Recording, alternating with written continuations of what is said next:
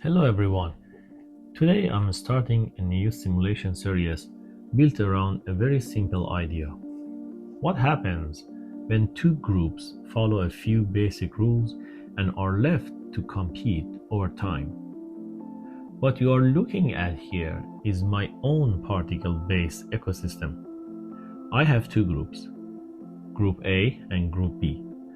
Each group starts with its own population size, its own minimum age before reproduction, its own maximum lifespan, and its own offspring count. As these particles move around and collide, they create behavior that looks a lot more complex than the rules behind it. If two particles from the same group meet under the right conditions, they can reproduce. Over time, populations grow, shrink, stabilize, or disappear completely. What makes this interesting is that even small changes in the settings can completely change the outcome.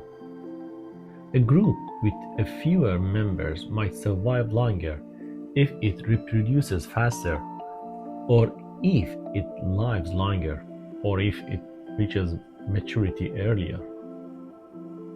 On the left side, I can control the main variables for both groups.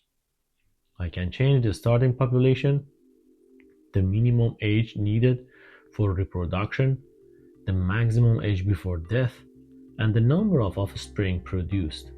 Then I can run the simulation, pause it or stop it, and try a different setup. On the graph, I can track what's happening over time. One graph shows collisions and the other shows population changes.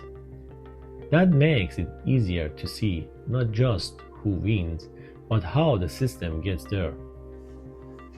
This series is really about emergence.